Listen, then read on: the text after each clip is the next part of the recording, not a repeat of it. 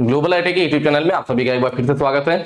हम लोग जो फिटर थ्योरी की क्लासेस चल रही थी आईटीआई फर्स्ट ईयर के लिए, आज हम लोग उसका क्लास 9 सॉल्व करने वाले हैं। अगर इससे पहले की वीडियो आपने नहीं देखी तो पहले प्लेलिस्ट में जाइए, पहले पार्ट 1 से पार्ट 8 तक की देख लीजिए, फिर 9 देखेंगे तो ज्यादा अच्छे से समझ में आएगा, ज्यादा मजा आएगा। ठीक है, जो मैं आपको क्वेश्चन कराऊंगा उसका पीडीएफ और फ्री में टेस्ट आप कहां दे सकते हो, उसके लिए आपको इस वेबसाइट पे विजिट करना पड़ेगा www.globalitit.org। इस वेबसाइट पर जाकर के आप बिल्कुल आसानी से फ्री में पीडीएफ डाउनलोड कर सकते हो, प्लस टेस्ट भी दे सकते हो। कैसे, उसके लिए जैसे आप वेबसाइट ओपन करेंगे ना, होम पेज पे आपको ऐसा ही स्क्रीन सेम टू सेम दिखाई देगा।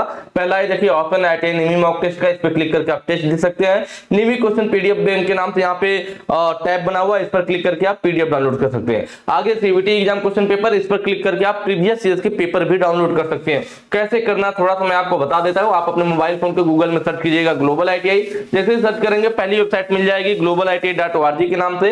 इस पर आपको क्लिक करना है, क्लिक करेंगे नया टैब इस तरह से ओपन होगा। नीचे हल्का सा स्लाइड करेंगे, जो मैंने आपको टैब बताया था सब यहाँ पे सामने दिख जाएगा। आपको पीडीएफ डाउनलोड करना है, निमी क्वेश्चन बैंक पीडीएफ पे क्लिक कर लीजिए। क्लिक करेंगे इस तरह से टैब ओपन होगा, नीचे को स्लाइड करेंगे, यहाँ पे देखिए मिल जाएगा टैब बना हुआ electrician theory PDF plus test, fitter theory PDF plus test. Fitter theory की चाहिए फिटर पे क्लिक कर लीजिए, नीचे को स्लाइड कीजिए। सब आपके सामने लाइव करके दिखा रहा हूँ जिससे आपको दिक्कत ना हो। ठीक है, फर्स्ट ईयर का चाहिए फर्स्ट ईयर वाले क्लिक कर लीजिए। ठीक है, नीचे स्लाइड करेंगे, अब सारा चीजें आपको यहाँ पे एक जगह पे मिल जाएगा। Fitter theory first year PDF part 1 से पार्ट 10 में किसी भी पार्ट पे क्लिक कीजिए, ये देखिए आपके सामने तुरंत का तुरंत डाउनलोड और आपके सामने दिखाई देगा। तो ये आसान तरीका हो गया पीडीएफ डाउनलोड करने का। टेस्ट के लिए आपको क्या करना है, तो टेस्ट के लिए हमें, जैसा कि मैंने होम पेज पे बताया था, जब आप होम पेज पे रहोगे तो आपको यहाँ पे क्या दो ऑप्शन दिख रहे थे ना। पहला ये ऑप्शन था आईटीआई निमी मॉक टेस्ट, इस पर आपको सिंपली क्लिक करना है। क्लिक करेंगे, नीचे को स्लाइड करेंगे और उसके बाद देखिए यहाँ पे कई सारे ऑप्शन है। Employability skill first year, employability skill second year, यहीं पे नीचे आपको fitter theory first year mock test का ऑप्शन मिलेगा, इस पर क्लिक कर लीजिएगा। नीचे को स्लाइड कीजिएगा, यहाँ पे देखिए टेस्ट 1, टेस्ट 2, टेस्ट 3, टेस्ट 4, 5, 6 कई सारे हैं, जिसको भी देना हो उस पर क्लिक करके उसके बाद क्या करना है, यहाँ पे ऑप्शन टिक करते हुए नेक्स्ट करना है। टिक करते हुए क्या करना है, टिक कीजिए नेक्स्ट कीजिए। यही क्वेश्चन मैं आज आपको कराने वाला हूँ। ठीक है, 1 मिलीमीटर में कितना होता है, 1 मीटर में सॉरी 1000 मिलीमीटर ना। इस तरह से आप जो है इन्वर्टर किस भाग को आ सकते वहां पे होता है, तो वो हमारा फाइन एडजस्टमेंट स्क्रू होता है। देखिए सही हो गया ना। एक्स के रूप में चिन्हित भाग फिगर आपका यहाँ पे मिस हो यहाँ है। ठीक है, फिगर हम लोग अलग से देख लेंगे। तो इस तरह से आप आसानी से इसको करके आप क्या कर सकते हो, अपना टेस्ट दे सकते हो। चलिए अब हम लोग चलते हैं क्वेश्चन की तरफ। ठीक है, चलिए पहला क्वेश्चन देखते हैं हम लोग। पहला क्वेश्चन आज का हमारा क्या है भाई, कि घुमावदार ग्रुप को काटने के लिए, कटिंग कर्व ग्रुप, घुमावदार ग्रुप काटने के लिए किस श्रेणी का उपयोग किया जाता है। पहला जो चीजल है फ्लैट चीजल, हम लोग पहले भी बात कर चुके हैं कि इसका जो एंगल होता है 35 डिग्री से 70 डिग्री होता है। इसका जो है कटिंग एज की जो चौड़ाई होती है 16 से 32 mm होती है, और यह चिपिंग करने के, यही है आपकी फ्लैट फाइल है। ठीक है, फ्लैट चीजल है, सॉरी फाइल नहीं चीजल, फ्लैट चीजल है। ठीक है, यह हमारा चिपिंग वगैरह के काम में यूज किया जाता है। कहीं पे वेल्डिंग के द्वारा ज्वाइंट बनाया गया, वहां पे जो एक्स्ट्रा मटेरियल उसको काट के हटाने के लिए, या फिर कास्टिंग किया गया, मतलब ढलाई करने पे कोई एक्स्ट्रा पार्ट बह करके बन गया तो उसको काट के निकालने के लिए, चिपिंग करने के लिए हमारा यही फाइल चीजल यूज किया जाता है, फ्लैट चीजल। ठीक है, उसके बाद आता है वेब चीजल। वेब चीजल को हम लोग पंचिंग चीजल के नाम से भी जानते हैं। यह सब हम लोग का पहले भी आ चुका है, मैं आप लोगों को दोबारा बता रहा हूँ, रिवाइज कर रहा हूँ एक तरह से ना। वेब चीजल या पंचिंग चीजल यह है हमारा। इसमें क्या होता है, हम लोग पहले करते हैं चेन ड्रिलिंग। चेन ड्रिलिंग करने के बाद उनके बीच का मटेरियल हटाने के लिए यह वेब चीजल यूज की जाती है। ठीक है, उसके बाद बारी आती है क्रॉस कट चीजल की, जिसको हम लोग केप चीजल के नाम से भी जानते हैं। केप चीजल के नाम से भी इसको जाना जाता है। यह जो फिगर है आपका, यह क्रॉस कट चीजल है, जिसको केप चीजल कहते हैं। इसका जो होता है हमारा एंगल, इसका भी 35 डिग्री से 70 डिग्री होता है। ठीक है, इसकी कटिंग एज की चौड़ाई 4 से 12 mm होती है। यह हमारा जनरली कीवे काटने के लिए यूज किया जाता है ज्यादातर। किसके लिए भाई, कीवे काटने के लिए। कीवे क्या होता है, तो कहीं पर हमारा साफ्ट हो गया, साफ्ट पर पुली या गियर जो चढ़ाई जाती है, तो साफ्ट में खांचा कटा होता है और फिर पुली या गियर में भी खांचा कटा होता है, इसी को कीवे करते हैं। और इसी कीवे को काटने के लिए ये हमारी क्रॉस कट चीजल या केप चीजल यूज की जाती है। इसकी देख रहे हैं कटिंग एज की चौड़ाई कम, मोटाई ज्यादा होती है, जबकि फ्लैट चीजल में कटिंग एज की चौड़ाई ज्यादा, मोटाई कम होती है। इनका डिफरेंस है। ठीक है, फिर उसके बाद बारी आती है भाई हाफ राउंड चीजल की। तो यह जो चीजल आप देख रहे हैं ना, यही हमारी हाफ राउंड चीजल है। इसके आगे कटिंग एज देखिए कैसे है, यह बिल्कुल सीधा आया हुआ, और कटिंग एज सीधा ना बनकर के ऐसे हल्का गोलाई में बना हुआ होता है। तो ये जो कटिंग एज गोलाई में बना दिया जाता है, इसी को हाफ राउंड चीजल कहते हैं। इसका एंगल जो है 35 डिग्री से 45 डिग्री होता है। ठीक है, कटिंग एज की जो चौड़ाई रहती है हमारा ठीक है, कटिंग एज की जो चौड़ाई रहेगी वो 2 से 16 mm रहती है। कितना रहती है? 2 से 16 mm रहती है। किसका?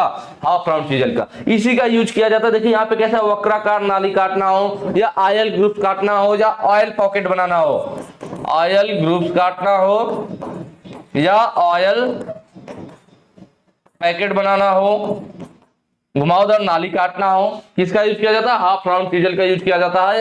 यहाँ पे आपका ऑप्शन डी सही हो जाएगा, हाफ राउंड नोच चीजल। ठीक है, नेक्स्ट वाले पे आ जाते हैं। अगला है मार्किंग उद्देश्य के लिए उपयोग की जाने हथौड़े का वजन। यह हैमर आपको दिख रहा होगा, ऊपर वाले भाग को पिन कहते हैं, या चिक कहलाता है आपका, या फेस है, या आई होला, और इसके अंदर जो लगा होता है उसको वेज कहते हैं, लकड़ी का हैंडल होता है। ये इसके पार्ट के नाम हो गए।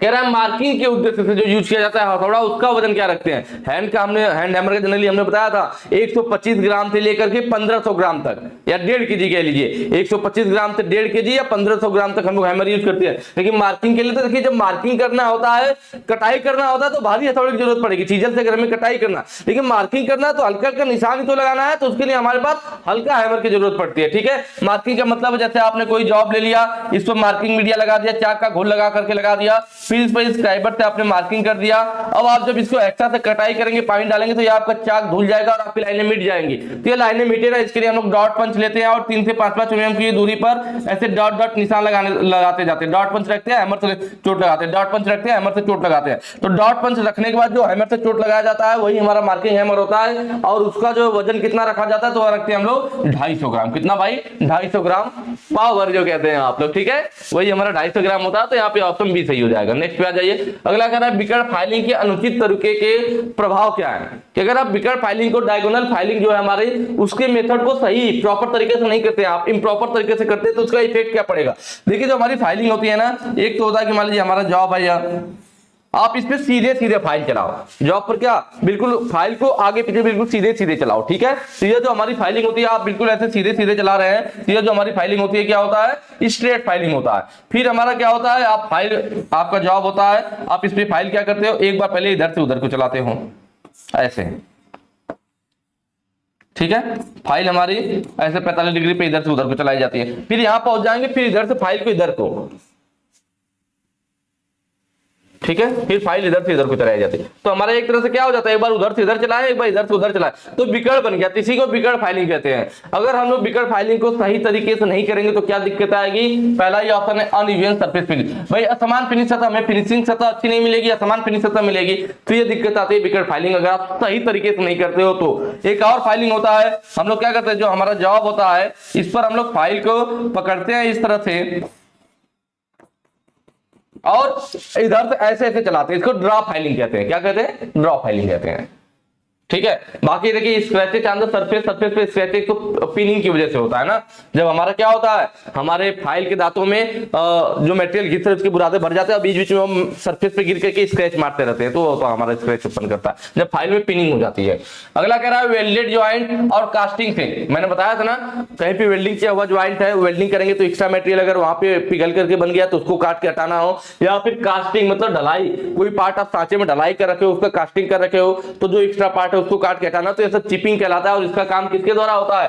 फ्लैट चीजल के द्वारा होता है। जस्ट पीछे मैंने बताया था। वेब चीजल भी हम लोग के पीछे जस्ट बात हो गई थी, चेन ड्रिलिंग के बाद बीच का मटेरियल काट के हटाने के लिए। क्रॉस कट चीजल को केप चीजल कहते हैं, कीवे काटने के लिए। हाफ राउंड चीजल की मदद से हम लोग क्या कर रहे थे भाई? ऑयल ग्रुप या फिर वक्राकार नालियां बना रहे थे, घुमावदार नालियां बना रहे थे, या ऑयल पैकेट बना रहे थे। तो ये सब जो हम लोगों ने पीछे बात किया था। ठीक है, सेम टू सेम। आगे क्या है? What is the name of file? इस फाइल का नाम क्या है? ये देख रहे हैं, फाइल हमारी राउंड टाइप की दिख रही है। इसके जो सैंक होते हैं इस फाइल की ना, इस फाइल की जो सैंक होती है भाई वो गोल होती है। इस वजह से हम लोग इसको मशीनों में इसके सैंक को पकड़ करके चलाते हैं, तो ये फाइल गोल गोल घूमती है। जनरली फाइल हम लोग ऐसे ऐसे हाथ से चलाते हैं ना, पर यह फाइल रोटेट होती है, गोल गोल घूमती है। इसकी सैंक गोल होता है, तो इसको मशीनों में पकड़ कर घुमा दिया जाता है, इसलिए इसको रोटरी फाइल कहते हैं। क्या कहते हैं भाई? रोटरी फाइल कहते हैं। इसका जो यूज होता है हमारा ना, मोल्ड में, सांचा बनाने में, मोल्ड बनाने में, ठीक है, या फिर डाई सिंकिंग में, डाई सिंकिंग में, या फिर केविटी के बने ग्रुप्स को बढ़ाने के लिए। ठीक है, जो हमारे केविटी बने होते हैं जॉब में ना, केविटी को बढ़ाने के लिए, केविटी मतलब समझ रहे, किसी जॉब में हमारा मान लीजिए होल टाइप का केविटी टाइप का बना हुआ, उसके साइज को बड़ा करना है तो इस वाले फाइल को उसके अंदर डालेंगे, घुमा देंगे, वो फाइलिंग करके उसके साइज को बढ़ा देगा, उस केविटी को बढ़ा देगा। तो ये सब काम हमारा रोटरी फाइल के द्वारा होता है। टिंकर फाइल को हम लोग ब्लॉक फाइल के नाम से भी जानते हैं, कहीं कहीं पे ब्लॉक फाइल भी बोल देता है। इसका जो यूज होता है यह भी मैं आपको पहले बता चुका हूँ, ये सब फाइलें पहले आ चुकी है हम लोगों की, ठीक है। इसमें क्या होता है, ये जो फाइल की निचली सतह पे दांतें कटे होते हैं, ऊपरी सतह बिना दांतों के होता है, दोनों साइड होल बना होता है। इस हैंडल को पीछे की साइड में लगाते हैं बड़ी सरफेस की फाइलिंग करना, या फिर स्पेशली ऑटोमोबाइल मैंने बताया था आपको, कार बाइक ये सब ऑटोमोबाइल के अंतर्गत आते हैं। तो ऑटोमोबाइल के बॉडी के टिंकरिंग के पश्चात उसकी फाइलिंग करने के लिए टिंकर फाइल का यूज करते हैं, ठीक है। उसके बाद बारी आती है बैरेट फाइल की। बैरेट फाइल की जब भी बात आती है, इसके साथ हम लोग अक्सर ट्रायंगुलर फाइल की भी बात कर लेते हैं। किसकी? ट्रायंगुलर फाइल की भी बात करते हैं कि जो नॉर्मल ट्रायंगुलर फाइल होती है वो त्रिभुजाकार फाइल होती है, तीनों सरफेस पे दांते कटे होते हैं, तीनों सरफेस पे दांते कटे होते हैं, और तीनों एंगल जो होता है इसका कितना होता है भाई, 60-60 डिग्री का होता है। जबकि यहीं पे बैरेट फाइल की बात करें, या स्पेशल फाइल होती है, इसकी एक सरफेस बहुत लंबी होती है और दो सरफेस बराबर होती है, ठीक है। ये दोनों एक दूसरे से बराबर होती है सरफेस। जो सबसे बड़ी सरफेस होती है सिर्फ उस पर दांता कटा होता है, बाकी दोनों सरफेस बिना दांतों के होते हैं। यह दोनों जो एंगल होता है इसका, यह भी 30 डिग्री और यह वाला भी 30 डिग्री होता है। यह वाला एंगल हमारा 120 डिग्री होता है। तो यह 60 डिग्री इसका सभी एंगल है। यह 60 डिग्री से कम खांचों कोई फाइलिंग नहीं कर सकता है, जबकि इसका एंगल 30 डिग्री का भी है। मतलब 60 डिग्री से अगर छोटा कोई खांचा है तो उसकी फाइलिंग हम लोग बैरेट फाइल की मदद से, या इसको कैंट फाइल के नाम से भी जानते हैं। किस नाम से जानते हैं भाई? कैंट फाइल के नाम से भी जानते हैं। तो इसकी मदद से भी किया जा सकता है। आई बात समझ में? बैरेट फाइल या कैंट फाइल कहते हैं और ट्रायंगुलर फाइल, इन दोनों में क्या डिफरेंस है? क्रॉसिंग फाइल को हम लोग फीसबैक फाइल के नाम से जानते हैं। किसके नाम से भाई? फीसबैक फाइल के नाम से भी जाना जाता है क्रॉसिंग फाइल को। यह हमारी फीसबैक फाइल है। यह क्या होता है, हमारा जो फीसबैक फाइल होती है, क्रॉसिंग फाइल होती है ना, यह दोनों भाग इसके अर्धगोलाई में, जैसे हाफ राउंड फाइल होता है तो उसका एक भाग अर्धगोलाई में होता है, दूसरा भाग फ्लैट होता है। इस तरह से एक हिस्सा फ्लैट और एक भाग हमारा क्या होगा, अर्धगोलाई में बना होगा। लेकिन जो हमारी क्रॉसिंग फाइल या फीसबैक फाइल है ना, इसके दोनों कोई भी भाग फ्लैट नहीं है, दोनों भाग अलग अलग अर्धगोलाई में बने होते हैं। मतलब इस वाले का अगर रेडियस, अगर त्रिज्या R1 है तो इसका रेडियस क्या होगा, R2 होगा। दोनों के अलग अलग त्रिज्या होंगे, क्योंकि अगर सेम त्रिज्या होगा तो गोला बन जाएगा ना, राउंड बन जाएगा। इसलिए अलग अलग रेडियस के दोनों हमारे भाग मिलाकर के क्रॉसिंग फाइल बनाया जाता है। इसका यूज कर्व भागों की सरफेसिंग, कर्व भागों की फाइलिंग करने के लिए किया जाता है, कर्व सरफेस का, ठीक है। चलिए नेक्स्ट पे आ जाते हैं। अगला कह रहा है फाइल के फेस पर चाक क्यों लगाया जाता है? जो हमारी फाइल होती है, फाइल के फेस पर चाक क्यों लगा देते हैं? देखिए हमारी फाइल इस तरह से होती है ना, फाइल, फिगर मेरा उतना अच्छा नहीं बन रहा है लेकिन बस समझने की कोशिश कीजिएगा। फाइल जो होता है ना, तो कह रहा है इसके फेस पर चौक लगा देते हैं। क्यों? देखिए चौक, मैंने बताया था कि जब फाइल में पिनिंग होता है तो हम लोग चौक लगाने का दो फायदा होता है। एक तो फाइल में पिनिंग कम होती है। पिनिंग कम होने का मतलब फाइल के दांतों के बीच में जो जॉब की हम घिसाई कर रहे हैं उसके बुरादे कम फंसते हैं, चूड़ उसके कम फंसते हैं, फाइल की पिनिंग कम हो जाती है। पिनिंग वही था ना कि जब फाइल के दांतों के बीच में जिस धातु को हम घिस रहे हैं, जिस जॉब को घिस रहे हैं, उसके बुरादे फंस जाए तो फाइल की पिनिंग कहते हैं। तो चौक लगाने से पिनिंग कम होती है। दूसरा, यह जो हमारे फाइल के दांते हैं जितना गहराई में कटाई कर रहे होंगे, अगर आप चाक लगा दोगे तो कम गहराई में कटाई करेंगे। अगर कम गहराई में कटाई करेंगे तो फिनिशिंग भी अच्छी है, कि मैंने आपको बताया जितना अधिक मटेरियल काटेगा उतना कम फिनिशिंग, जितना कम फाइल मटेरियल काटते उतनी अच्छी फिनिशिंग आती है, ठीक है। तो देखिए दो चीजें हो गई। तो यहाँ पे ऑप्शन देखिए, पेनिट्रेशन और पिनिंग को कम करने के लिए। पेनिट्रेशन का मतलब कम गहराई में कटाई करेगी, और पिनिंग का मतलब कि उसमें जो आपके बुरादे कम फंसेंगे। तो ऑप्शन सी सही हो जाएगा, ठीक है। आई बात समझ में? नेक्स्ट पे आ जाते हैं। अगला कह रहा है फाइन पिच हेक्सा ब्लेड का उपयोग क्या है? देखिए हमारे जो हेक्सा ब्लेड होते हैं ना, मैंने आपको बताया था पिच क्या होता है। फाइन पिच की बात कर रहा है, मैंने बताया था कि जो हमारी हेक्सा ब्लेड होती है इस तरह से, इस पर बने होते हैं भाई दांते, ठीक है, और इधर दो पिन होल। तो एक दांते से दूसरे दांते के बीच की जो दूरी होती है इसी को हम लोग क्या कहते हैं, पिच कहते हैं, ठीक है। हमारी जो पिच होती है फाइन हेक्सा ब्लेड की जो पिच रखी गई थी तीन टाइप में बांटा गया था, ठीक है। कौन कौन सा था उसको मैं आपको यहाँ बता देता हूं। कोर्ज पिच, ठीक है, मीडियम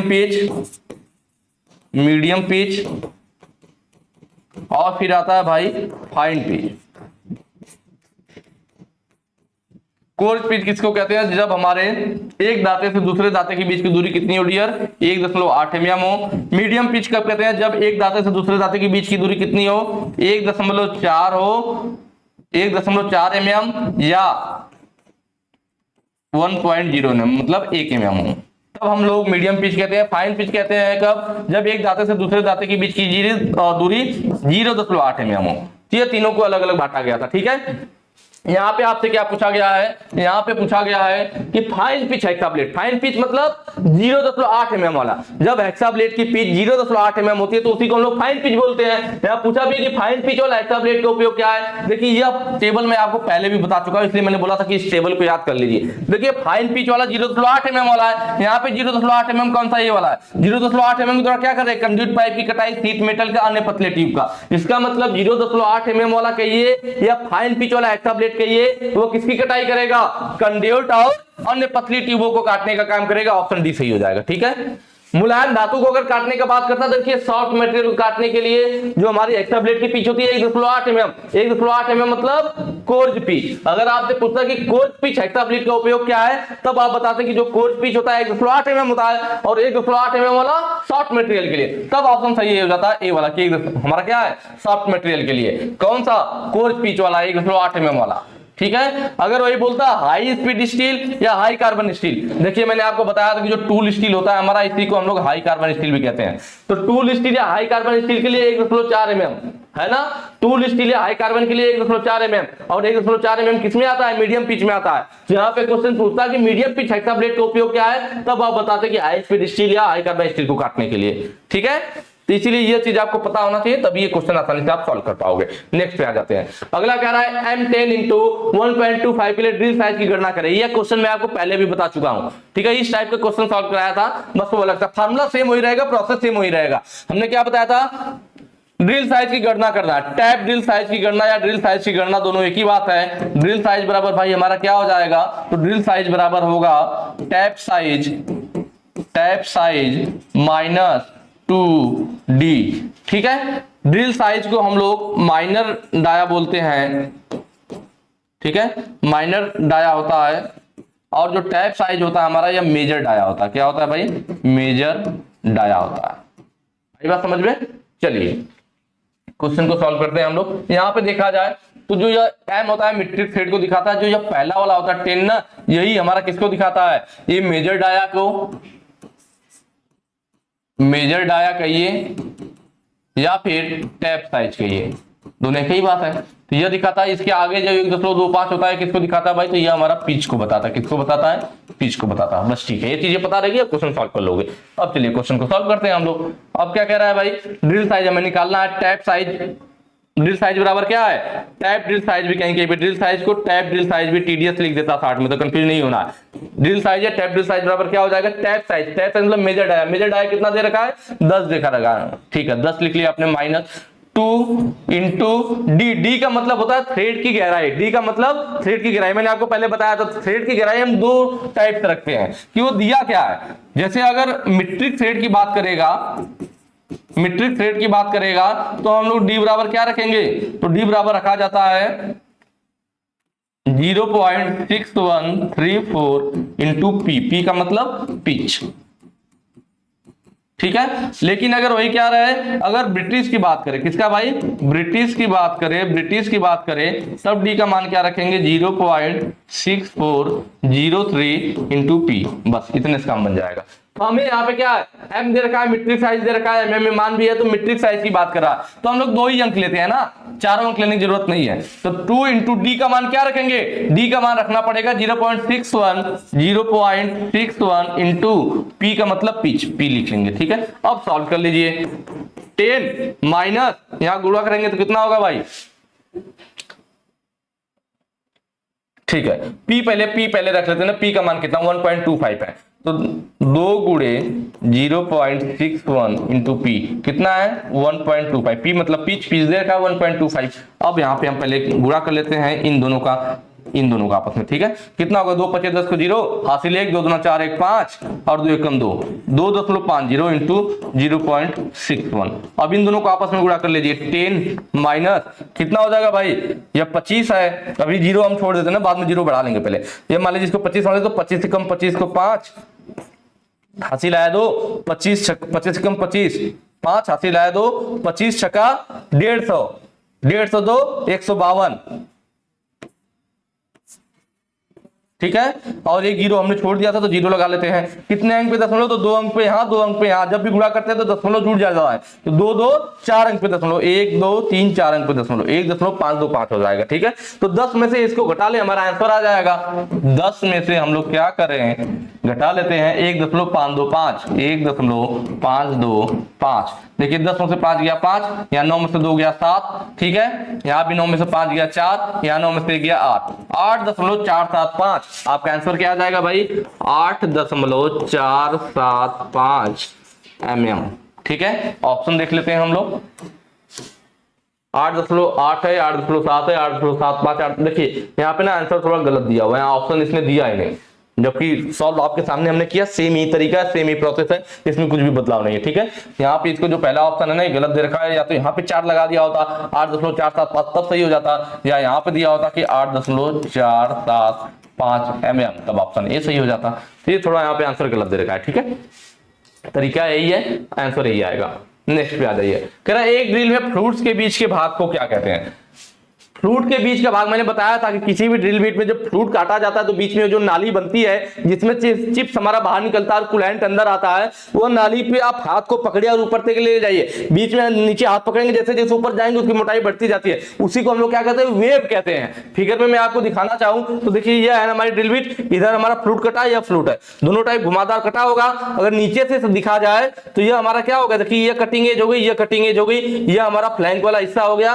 और जो फ्रूट काटा गया तो यह देखिए ये हमारा खाली वाला हिस्सा इधर है और खाली वाला हिस्सा इधर है, दोनों साइड खाली वाला हिस्सा है ना, ये फ्रूट काट दिया गया, यह भरा हुआ हिस्सा है, यह फ्रूट काट करके खाली कर दिया गया। इसी दोनों में से चिप्स हमारा बाहर निकलेगा और कूलेंट अंदर आएगा। तो फ्रूट काटने के बाद ये जो बीच का, ये जो मोटाई का भाग बच रहा है ना, या बीच में ये जो मोटा वाला भाग बच रहा है, दोनों साइड फ्रूट काटने के बाद ये जो बीच में हमारा मोटा है जितना भाग बचा, इसी को हम लोग क्या कहते हैं, इसी को देखिए बाहर निकाल करके दिखाया गया कि ये हमारा क्या कहलाता है, वेव कहलाता है। यहाँ पे नाली में हाथ डालिए, जैसे जैसे ऊपर बढ़ाते जाएंगे ना इसकी थिकनेस बढ़ती जाएगी। आपको डिटेल में जानना है तो मैंने ड्रिल बीट दिखा करके, आप फिटर प्रैक्टिकल वीडियोज में चले जाइए, प्लेलिस्ट में जाइए, वहां पे फिटर प्रैक्टिकल वीडियोज के नाम से प्लेलिस्ट बनी होगी, उसमें ड्रिल मशीन का मैंने वीडियो बनाया, उसी में मैंने ड्रिल बीट को दिखाया और वहां पे वेव मैंने दिखाया भी है, सामने हाथ डाल करके दिखाया कैसे कैसे उसकी साइज बढ़ रही है। तो वहां देख लेंगे, क्लियर हो जाएगा। तो इसी को हम लोग क्या कहते हैं, वेव कहते हैं। तो ऑप्शन यहाँ पे बी सही हो जाएगा। लिप क्या है, तो भाई जो ड्रिल की एज की जो कटाई करती है, यही ना जो कटिंग एज है, या फिर यह दोनों हमारे क्या है, लिप है। यही दोनों क्या है हमारे, यही दोनों हमारे लिप है, ये और ये लिप कहिए, कटिंग एज कहिए। ठीक है, पॉइंट क्या है, तो यही दोनों जो दोनों लिप जो मिलते हैं यहाँ पे जो पॉइंट बनाते हैं, तो ये पॉइंट या कटिंग एज होता है, पॉइंट एंगल यहाँ पे बनता है ऊपर। सैंक क्या है, तो इस वाले हिस्से को हम लोग क्या कहते हैं भाई, इसको हम लोग सैंक कहते हैं। ये स्ट्रेट सैंक वाली ड्रिल बीट है। बाकी आप लोग जानते ही है कि ये हमारा क्या होता है, बॉडी क्लियरेंस होता है। ये जो पतली सी सकरी सी उभरी हुई लाइन दिख रही है, इसको हम लोग लैंड या मार्जिन कहते हैं। ड्रिल का जो व्यास लिया जाता है, दोनों मार्जिन के बीच के व्यास होता है, वही हमारा ड्रिल बीट का डाया होता है, व्यास होता है। चलिए नेक्स्ट पे आ जाते हैं। अगला कह रहा है इस वर्नियर बेवल प्रोटेक्टर की रीडिंग क्या है। इस वर्नियर बेवल प्रोटेक्टर की रीडिंग हमसे पूछ रहा है। वर्नियर बेवल प्रोटेक्टर थोड़ा ध्यान से देखिएगा, बड़ी मजेदार चीज है। मैंने हालांकि आपको पहले भी बता रखा है, पर यहाँ थोड़ा सा एक चीज बताऊंगा मैं, उसको नोटिस कीजिएगा कि जब हमारा आता है क्वेश्चन ना, तो इसमें जैसे देख रहे हैं इसमें एरो इधर बना रखा है। या दो टाइप से क्वेश्चन आता है, या तो एरो इधर बना करके देगा रीडिंग पढ़ने के लिए, या कहीं पे यहीं पे ये एरो नहीं देगा जब, तो इसका एरो इधर को बना होगा इस तरह से। या तो एरो आप ऐसे सामने खड़े हो जाइए, लेफ्ट हो गया राइट हो गया, या तो एरो लेफ्ट साइड को बना होगा या एरो राइट साइड को बना होगा। दोनों टाइप का आता है, या तो एरो लेफ्ट साइड को बना होगा या तो एरो राइट साइड को बना होगा। जब हमारा एरो राइट साइड को बना होता है, दरअसल हम लोग वर्नियर बेवल प्रोटेक्टर की मदद से न्यून कोण और अधिक कोण, समकोण नहीं, न्यून कोण और अधिक कोण को मापते हैं ज्यादातर। ठीक है, तो न्यून कोण को जब चेक करेगा, न्यून कोण को चेक करता है, या किसको भाई चेक करता है, न्यून कोण। न्यून कोण कैसे चेक होता है, मतलब न्यून कोण का मतलब क्या हो गया, 90 डिग्री से कम मान को, 90 डिग्री से कम के मान को अगर वह चेक करे तो उसको न्यून कोण कहते हैं। और अधिक कोण को चेक करता है, किसको चेक करता है भाई, अधिक कोण को। अब कहोगे आप अधिक कोण क्या होता है, अधिक कोण जानते हैं ना, 90 डिग्री से अधिक कोण को हम लोग, 90 डिग्री से अधिक कोण को हम लोग क्या कहते हैं, अधिक कोण कहते हैं। जब 90 डिग्री से अधिक कोण को यह चेक करता है तो उसको अधिक कोण बोला जाता है। जब 90 डिग्री से कम को चेक करता है तो उसको न्यून कोण बोला जाता है। अगर कब न्यून कोण चेक करता है, जब एरो राइट साइड को दिया हो। कहने के मतलब आप यहाँ पे ऐसे 90 डिग्री बना लीजिए, ठीक है, अब देखिए अगर एंगल कह रहा है कि आप राइट साइड को, एरो किधर बनाए, राइट साइड को बनाए, तो इसका मतलब कह रहा है कि इधर को एंगल पढ़िए, तो ये 90 डिग्री आपका बन गया। आपको अगर एंगल इधर को पढ़ना है, इस साइड को, राइट साइड को पढ़ना है सब एंगल, तो क्या होगा, कोई भी एंगल होगा सब क्या होगा, 90 डिग्री से कम का बनेगा ना, 90 डिग्री से कम का बनेगा मतलब न्यून कोण मापेगा। मतलब जब एरो हमारा राइट साइड को दिया होगा तो यह न्यून कोण मापेगा। तो जब एरो राइट साइड को दिया है तो जो आंसर आएगा हमारा वही राइट होगा, ऐसे याद रखिए। एरो राइट साइड तो हमारा आंसर राइट, मतलब जो आप रीडिंग पढ़ोगे वही सीधे लिख दोगे, वही आंसर हो जाएगा। लेकिन क्या हो जाए, ये तो ठीक है, लेकिन यहीं पर क्या हो जाए, यहीं पर हो जाए भैया कि हमारा जो एरो है ना वो किधर दे दे, एरो जो हमारा राइट साइड ना दे करके जैसे कि इसमें दिया वो लेफ्ट साइड दे दे। जब एरो लेफ्ट साइड देगा तो ये कैसा कोण माप रहा है, आप यहाँ पे देखिए 90 डिग्री बनाइए, जैसा मैंने बोला था 90 डिग्री बना लीजिए। कोण कह रहा है हमें इधर को पढ़ना है, तो आप 90 डिग्री से जब इधर कोण पढ़ोगे तो यहाँ पढ़ोगे, यहाँ पढ़ोगे, यहाँ पढ़ोगे, यहाँ पढ़ोगे, सभी कोण क्या होंगे, यह वाला कोण भी 90 डिग्री से ज्यादा। भाई 90 डिग्री तो यही था ना, 90 डिग्री से यह वाला कोण भी 90 डिग्री से ज्यादा, यह भी 90 डिग्री ज्यादा। मतलब आप जो भी कोण पढ़ोगे तो 90 डिग्री से मान ज्यादा आएगा। मतलब जब लेफ्ट साइड को हमारा एरो बना होगा तो हम अधिक कोण का मान निकालेंगे, ठीक है। तो जब हम अधिक कोण का मान निकालते हैं तो जो हमारा आंसर आता है उसको 180 डिग्री माइनस वैल्यू जो मान आएगा या रीडिंग कह लीजिए, 180 डिग्री में से घटा करके लिखते हैं।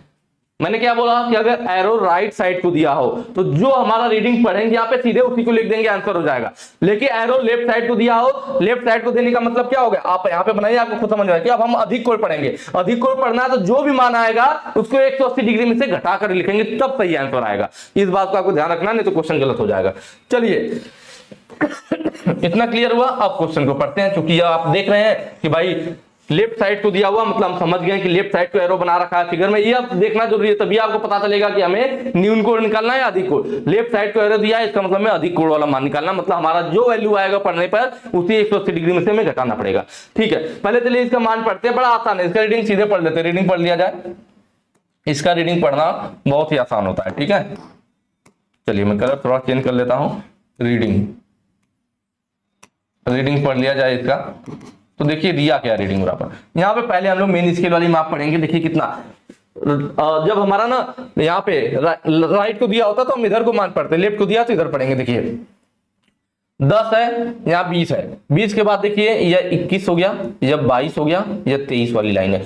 22 के आगे 23 से पहले एरो बनाया गया, यहाँ ऊपर एरो बनाया गया कि यह हमें मान पढ़ना है। एक बार मैं जरा वीडियो में देख लूं, सही दिख रहा है, हाँ क्लियर दिख रहा है, कोई दिक्कत की बात नहीं है, ठीक है। तो आप देख रहे होंगे यहाँ पे 20 वाली लाइन है, 20 के बाद देखिए 21 वाली लाइन हो गई, यह 22 वाली लाइन हो गई, और यह 23 वाला। लेकिन ये जो ऊपर का एरो है यह 22 वाली लाइन से पहले ही है, सॉरी 23 वाली लाइन से। 21 22 से आगे, लेकिन 23 से पहले है, तो इसलिए हमें 22 मान लेना पड़ेगा। भाई जो पहले उसके लेंगे ना, जो 23 तक पहुंचा नहीं तो 23 तो लिख नहीं सकते, हाँ 22 को क्रॉस कर गया था तब 22 लिख लेंगे। क्या डिग्री, तो लिखा जाएगा भाई क्या 22 डिग्री, ठीक है। मिनट वाला पढ़िए तो ये नीचे वाला मिनट होता है। देखिए अब 0 होता है, अगर हमारा क्या होता, राइट वाला होता तो इधर को पढ़ते, लेफ्ट वाला एरो है तो लेफ्ट को पढ़ेंगे। तो यहाँ देखिए 0 है, अब देखिए एक खाना इसका 5 मिनट का होता है, देख रहे हैं ना, इसीलिए यहाँ पे 0 है। यहाँ पे देखिए 5 10 15 20 25 30 35 40 35 40 45 50 55 60, तो एक खाना 5 मिनट का होता है। 1 डिग्री को 12 भागों में बांटा जाता है, मैंने बताया था ना, तो वही देखिए 12 भागों में बांटा गया और एक भाग हमारा 5 मिनट का है। तो यहाँ पे देख रहे हैं, यहाँ पे अगर मैं पढ़ना चाहूँ 0 के बाद 5 मिनट या 10 मिनट, एक खाना 5 मिनट का है, तो 5 मिनट 10 मिनट 15 मिनट 20 मिनट 5 जोड़ते जाएंगे, 25 30 दिखा रखा है, 30 की सीध में एरो, मतलब यह बता रहा है 22 डिग्री 30 मिनट। मिनट के लिए एक लाइन खींचते हैं, तो ये हमारा मान आ गया।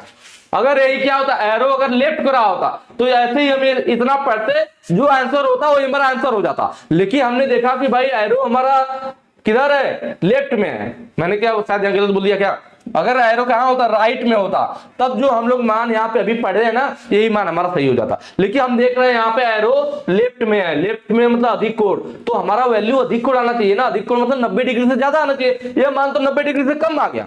यहाँ इसने बोला था अधिक कोण पढ़ने के लिए, तो 90 डिग्री से मान ज्यादा आना चाहिए था ना, लेकिन कम आ गया। इसीलिए हम लोग क्या करते हैं, मैंने क्या बोला आपको कि जब भी हम लोग लेफ्ट साइड वाला एरो पढ़ते हैं तो अधिक कोण का मान निकालते हैं, और उसके लिए हमें 180 डिग्री में से जो भी मान हमारा आता है 180 डिग्री में से घटाना पड़ता है। तो इसको हम लोग घटाएंगे किसमें से, 180 डिग्री में से। 180 डिग्री माइनस 22 डिग्री 30 मिनट। अब आप कहोगे यार कि ये कैसे घटेगा, कैसे घटेगा? तो इसका देखिए आसान तरीका है। आपको क्या करना पड़ेगा, बहुत सिंपल है, कुछ ज्यादा दिमाग नहीं लगाना है। आपको क्या करना है, जैसे 180 डिग्री को हम क्या लिख सकते हैं, 180 डिग्री को हम लिख सकते हैं 179 डिग्री और 60 मिनट, क्योंकि आपको मालूम है 1 डिग्री बराबर 60 मिनट होता है।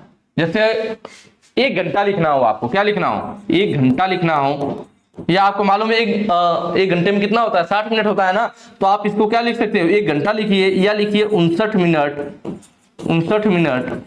60 सेकेंड। एक ही बात है ना, 59 मिनट 60 सेकेंड में 1 मिनट होता है, तो दोनों मिलाकर के 60 मिनट हो जाएगा, 60 मिनट हो जाएगा 1 घंटा। तो 1 घंटा लिखिए या कह लीजिए इसको क्या 60 मिनट लिखिए, 60 मिनट लिखिए या 59 मिनट 60 सेकंड लिखिए, दोनों एक ही बात होगी ना।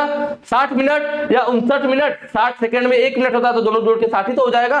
तो वैसे यहां पर मैंने किया 180 डिग्री लिखिए, 180 डिग्री में से घटाना था, लेकिन वो मिनट में है तो इसको मिनट के रूप में बदलना होगा, तो 180 डिग्री लिखिए या 179 डिग्री 60 मिनट लिखिए, एक ही बात हो जाएगा ना, क्योंकि 60 मिनट में 1 डिग्री, तो 179 और 1 डिग्री मिला के 180 डिग्री हो जाएगा। तो मतलब ठीक है। अब इसके नीचे उसको लिख लीजिए कितना, 22 डिग्री और 30 मिनट, 30 मिनट, ठीक है, घटा लीजिए।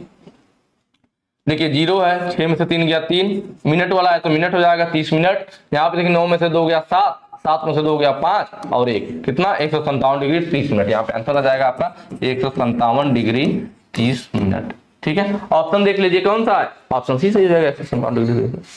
आसान है बिल्कुल, इस तरह से आसानी से आप रीडिंग को निकाल सकते हैं। अगला देखिए, बाहरी माइक्रोमीटर का कौन सा भाग मापने की सतह के बीच एक समान दबाव सुनिश्चित करता है। मापने की सतह के बीच एक समान दबाव सुनिश्चित करना, ये मैं आपको पहले भी बता चुका हूं कि किस हिस्से की वजह से हम लोग एक समान दबाव सुनिश्चित कर पाते हैं। ठीक है, चलिए मैं थोड़ा सा आपको बता भी देता हूं। देखिए इसको हम लोग क्या कहते हैं, रैचेट स्टॉप। रैचेट स्टॉप यह हमारा थिम्बल होता है। क्या होता है भाई, थिम्बल होता है। ठीक है, ये हमारा बैरल या स्लीव, बैरल या फिर स्लीव होता है। यह हमारा लॉक नट होता है। क्या होता है भाई, लॉक नट होता है। यह हमारा फ्रेम होता है, या यू फ्रेम कहेंगे पे लिख देता है। यह हमारा स्पिंडल होता है। ध्यान रखिएगा, ये जो लॉक नट मैंने लिखा है ना, इसको कहेंगे पे स्पिंडल लॉक भी लिखता है। क्या लिखता है, स्पिंडल लॉक भी लिखता है, तो कंफ्यूज नहीं होना है। यह हमारा एनविल होता है। तो इसके बीच में जब हम कोई जॉब पकड़ते हैं भाई, इसके बीच में जब कोई जॉब को पकड़ा जाता है, इसके बीच में इस तरह से जॉब को जब पकड़ते हैं ना, अगर मान लीजिए रैचेट स्टॉप नहीं लगा तो नॉर्मल आप थिम्बल को पकड़ के घुमाते हैं ना, तो जो ताकतवर आदमी होता है ना, पता चला इसी जॉब को नापता तो उसका 1-2 खाना ज्यादा टाइट कर देता, उसका मान अलग आता। जो थोड़ा कमजोर आदमी है, जिसके हाथों में कम जान है, कम खून है, वह थोड़ा कम घुमाता। तो दोनों लोगों की रीडिंग में ना, सेम जॉब को मापने में दोनों लोग रीडिंग में डिफरेंस आ जाता। कोई एक ज्यादा टाइट कर देता, 1-2 खाना ज्यादा दबा देता तो अलग मान आता, कोई 1-2 खाना कम टाइट कर पाता तो कम माना था। ठीक है, दूसरा चीज, ये जो हमारा स्पिंडल है ना, अंदर इसके लगा होता है नट, नट में कटा होता है थ्रेड। ये स्पिंडल जो होता है हमारा, उसी नट जो अंदर नट है उसके थ्रेड में घूम रहा होता है। इसलिए बोला जाता है कि हमारा माइक्रोमीटर स्क्रू और नट के सिद्धांत पे काम करता है, क्योंकि स्पिंडल स्क्रू का काम करता है और ये जहां स्क्रू जिसके अंदर घूमता है उसको नट कह सकते हैं भाई, नट और स्क्रू। तो इसलिए बोला जाता है स्क्रू और नट के सिद्धांत पे काम करता है। तो अगर ज्यादा टाइट कोई घुमाएगा तो यहाँ पे उसके नट के खराब होने का भी चांस रहेगा, या स्पिंडल के थ्रेड के खराब होने का भी चांस रहेगा। इसीलिए बनाया गया क्या इसमें बनाया गया भैया रैचेट स्टॉप। रैचेट स्टॉप को जब पकड़, थिम्बल को पकड़ घुमाएंगे तो कितना भी घुमाएंगे, रैचेट स्टॉप को पकड़ के सब लोग घुमाते हैं। तो इससे क्या होगा, जैसे ही हमारा जॉब पर एक निश्चित दबाव पड़ जाएगा, उसके बाद क्या होगा, आप इसे घुमाओगे तो ये दबाएगा नहीं, उसको चट चट की आवाज आने लगेगी, आप समझ जाओगे कि अब हमें घुमाने की जरूरत नहीं है। तो इसके बाद चाहे ताकतवर आदमी हो चाहे कमजोर आदमी हो, दोनों लोग एक बराबर दाब लगा पाओगे, एक समान दाब लगा पाओगे। तो वह काम किसकी वजह से हुआ, रैचेट स्टॉप की वजह से हुआ। तो यहाँ पे देखिए ऑप्शन भैया, ऑप्शन डी सही हो जाएगा, रैचेट स्टॉप। ठीक है, बाकी स्पिंडल लॉक, थिम्बल, एनविल क्या है मैंने आपको बता दिया है। नेक्स्ट पे आ जाते हैं, अगला क्वेश्चन देखिए। ठीक है, अगला क्या कह रहा है, अगला है हमारा यार, ठीक है, कि वर्नियर हाइट गेज का कौन सा पार्ट मुख्य स्लाइड का एक इंटीग्रल पार्ट है। इंटीग्रल पार्ट का मतलब होता है उसका अभिन्न हिस्सा, जो उससे अलग ना हो, उसके साथ ही ढला हुआ बनाया गया हो, कास्टिंग करके उसके साथ ही बनाया गया, जिसको उससे अलग ना किया जा सके, वह उसका इंटीग्रल पार्ट या अभिन्न हिस्सा कहा जाता है। ठीक है, चलिए तो इसमें देख लेते हैं पहले सारे पार्ट के नाम। जो यहाँ पे ए लिख रखा है ना, यह जो पार्ट है हमारा ए जिसको लिख रखा है, ये हमारा बीम होता है भाई। क्या होता है? बीम होता है। इसके नीचे आ जाएंगे, यह जो हमारा जी के नाम से यह स्केल की बात कर रहा है, तो हमारी कौन सी? यह मेन स्केल है,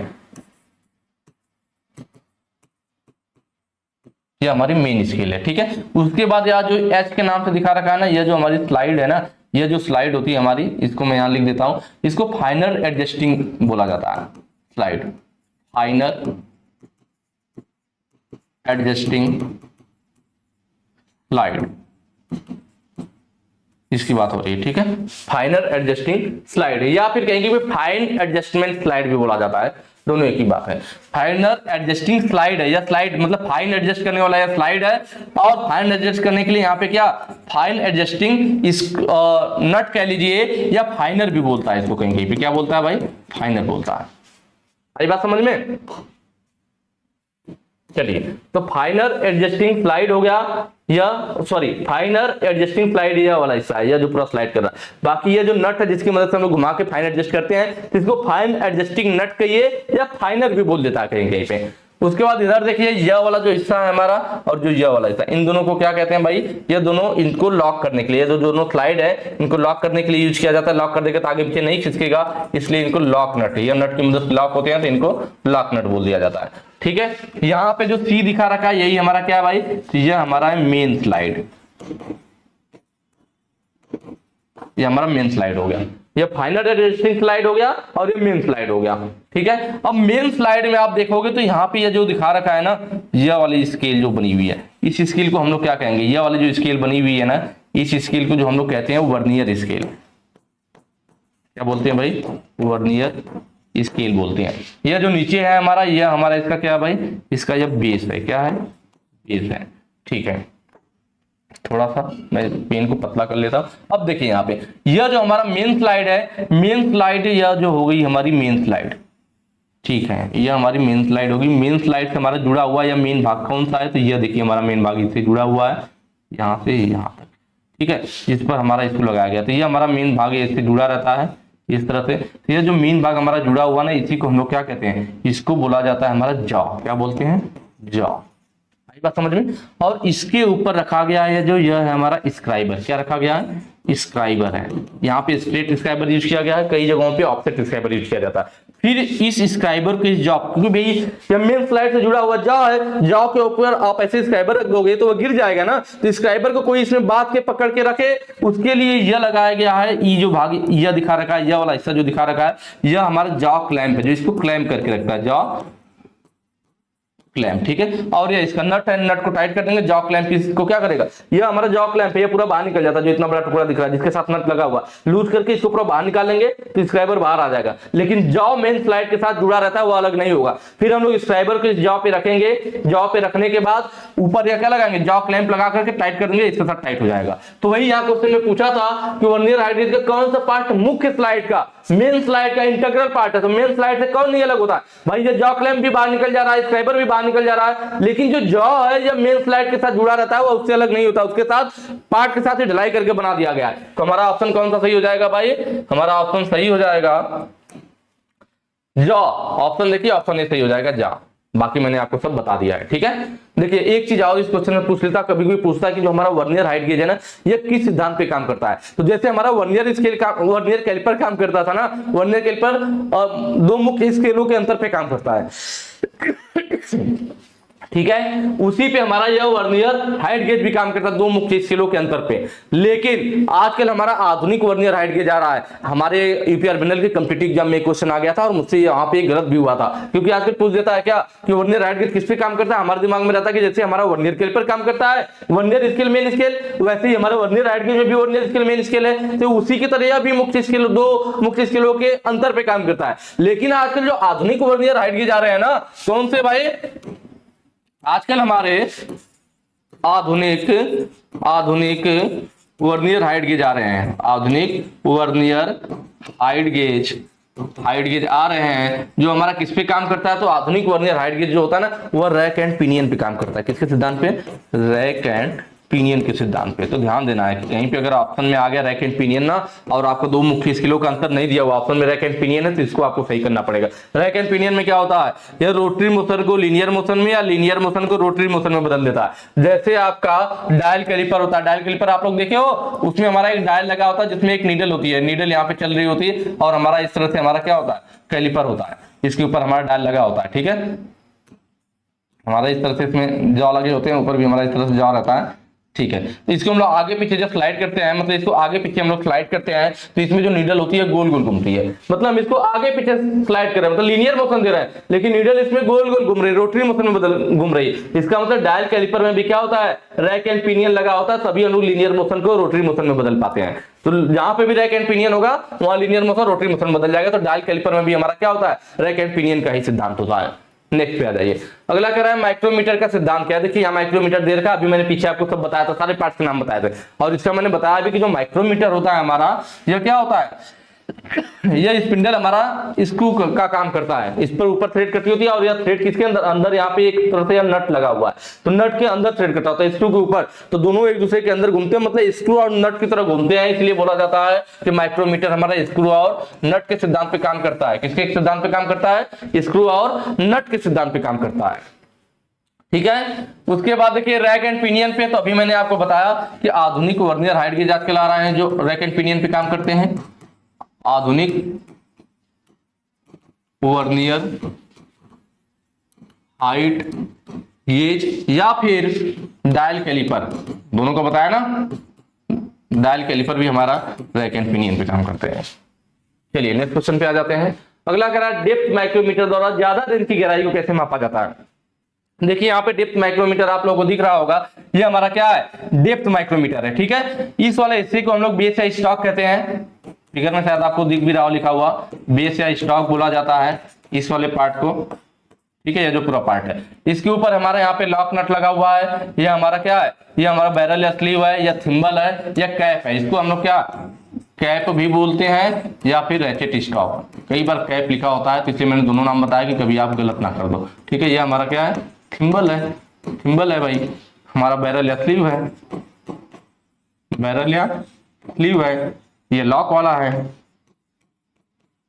ठीक है, ये हमारा स्पिंडल या एक्सटेंशन रॉड इसमें लगाई जाती है। दरअसल अगर अलग अलग गहराई का हो, भाई 1 इंच तक का होगा तो इसके साथ आता है, मान लीजिए ज्यादा गहराई में माप लेना है ना, तो उसके लिए हमारे पास एक्सटेंशन रॉड आता है, रॉड आता है जो उसके साइज को बढ़ा देता है।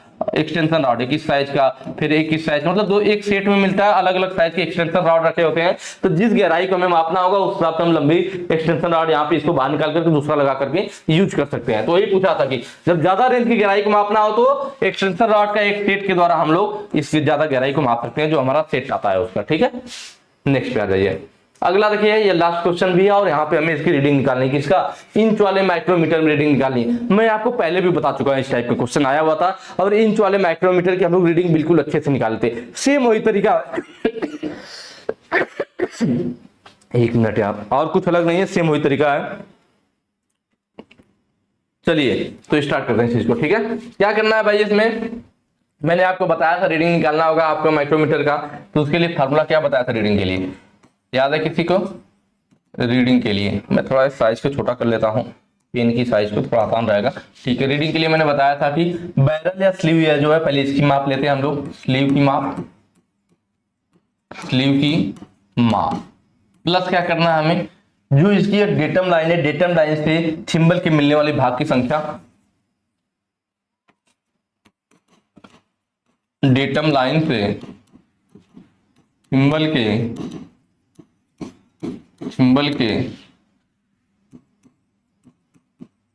मिलने वाले भाग की संख्या इनटू लिस्ट काउंट, यह फार्मूला हमारा। ठीक है, अब देखिए पहले स्लीव की माप हमें लेनी है, स्लीव की माप पढ़ते हैं। मैंने आपको बताया था कि जो इंच वाला माइक्रोमीटर होता है ना, इसमें क्या होता है कि 1 इंच को 10 बड़े भागों में बांटा जाता है। क्या किया जाता है भाई, 1 इंच जो होता है हमारा, 1 इंच को बांटा गया होता है कितने बड़े भाग में, 10 बड़े भाग में, 10 बड़े भाग में। ठीक है, फिर एक जो बड़ा भाग, देखिए 0 से 1, 1 से 2, तो एक बड़े भाग को 4 छोटे उपभाग में बांटते हैं। यहाँ देखिए 0 से 1 में देखिए नीचे पढ़िए 1 2 3 4, वैसे 1 से 2 में देखिए 1 2 3 4, मतलब सबको 4-4 भाग में। पहले तो हमने 1 इंच को 10 बड़े भाग में बांट दिया, फिर जो एक एक बड़ा भाग था सबको 4-4 छोटे भाग में बांट दिया। इस तरह से आप कह सकते हो कि अगर 10 भाग है और सब में 4-4 भाग है तो 10 चौक को 40, मतलब आप कह सकते हो कि इसको 40, मतलब एक बड़ा भाग था जो, एक बड़ा भाग है जो वो क्या है, 4 छोटे उपभाग में, 4 छोटे उपभाग में है। ठीक है, तो इसका मतलब 1 इंच में अगर 10 बड़े भाग है तो छोटे उपभाग कितने होंगे, एक बड़े भाग में 4 छोटे भाग है तो 10 में कितना होगा, 10 चौक को 40, तो मतलब 40 हमारे उपभाग हो जाएंगे ना। तो आप कह सकते हो 10 बड़े भाग बराबर 1 इंच या 40 उपभाग बराबर 1 इंच, दोनों एक ही बात है। अब आ जाइए इसकी माप लेते हैं। इसकी माप कितनी आएगी, देखिए 0 से 1 है, 4 भाग, 2 तक 8 हो जाएगा, 3 तक 12, 4 तक 16, 5 चौक को 20, 6 चौक को 24, 7 चौक, क्योंकि बस 7 पे पहुंच गए तो 1 में 4 भाग है तो 7 में कितना हो जाएगा, 7 चौक 28, मतलब 28 छोटे भाग हो जाएंगे। इसके बाद देखिए यहां तक हमारा कितना हो गया, 28 हो गया। इसके आगे क्या दिखाया, 29, 30, 31, 31 तक की लाइन दिख रही है। इसका मतलब हमारे पास 31 छोटे उपभाग है ना। कितने भाग है, 31 उपभाग हैं, मतलब छोटे वाले भाग हैं। ठीक है, तो हमें मालूम है कि 40 उपभाग बराबर 1 इंच है। क्या मालूम था भाई कि 40 उपभाग बराबर 1 इंच। ठीक है, तो एक उपभाग बराबर कितना होगा, 1/40 इंच, यही ना एक एक नियम से। फिर उसके बाद हमें चाहिए कितने का, हमने यहां पढ़ा स्लीव की माप 31 आ रही है, तो हमें 31 उपभाग का मान चाहिए। 31 उपभाग का मान क्या है, यही हमारी स्लीव की माप होगी। तो 31 उपभाग बराबर क्या होगा, 1/40 इंटू 31, यही ना। भाग दे लीजिए, लेकिन 40 का 1 में भाग देंगे तो कितना आ जाएगा, देख लेते हैं। 1 है तो 0 दशमलव लगाएंगे 10 हो जाएगा, 0 बढ़ाएंगे 100 हो जाएगा, 40 दूना 80, 20 बचेगा, 40 बचे 200, भाग देखिए देख लीजिएगा, 1 में जब 40 से भाग देंगे 0.025 आएगा इंटू 31, यही गुणा कर लेते हैं। 31 उपभाग का मान पता चल जाएगा, किसका, 31 उपभाग का मान पता चल जाएगा, या कहिए स्लीव की माप पता चल जाएगा।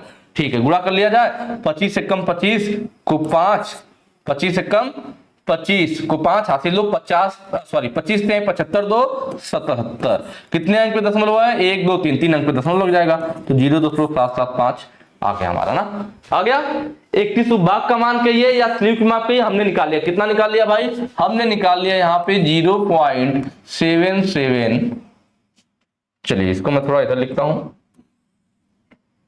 इनकी कलर बदल लेते हैं। कितना हमने निकाल लिया भाई, 0.775 प्लस सिंबल से मिलने वाले निशान की भाग की संख्या देखिए कौन था, यह 10वां भाग था। 10 के बाद देखिए 11 12, भाई यहाँ पे क्या होता, यह अगर हमारा 10वां भाग है तो इसके आगे यह 11 होता, यह 12 होता, तो 12वां वाला डेटम लाइन की सीध में है, तो यहां से हमारा क्या हो जाएगा कि 12वां भाग मिल रहा है into list count. List count का मैंने आपको बताया था, अगर मीट्रिक की बात करेगा, किसकी, मीट्रिक में अगर लिस्ट काउंट की बात करेगा तो हमारा क्या होता है 0.01 mm होता है। लेकिन जब ब्रिटिश में बात करता है, इसमें भाई ब्रिटिश में बात करता है तो जो हमारी लिस्ट काउंट होती है ना वो 0.001 इंच होती है। ठीक है, ये चीज है। तो यहाँ ब्रिटिश की बात हो रही थी भाई, माइक्रोमीटर इंच में निकालना मतलब ब्रिटिश की बात हो रही है, तो इंच वाला लिस्ट काउंट लिखेंगे। कितना लिखेंगे, 0.001। ठीक है, अब इसको गुणा करके जोड़ लीजिए, आंसर आ जाएगा 0.775 प्लस यहाँ गुणा करेंगे तो 3 अंक में दशमलव है तो 0.012 हो जाएगा। दोनों को जोड़ लीजिए, देखिए 0.775 और 0.012, 5 2 7 हो जाएगा, 7 1 8 हो जाएगा, और 7 की जगह 7 आ जाएगा, 0.787, कितना आ गया भाई 0.787 आ जाएगा।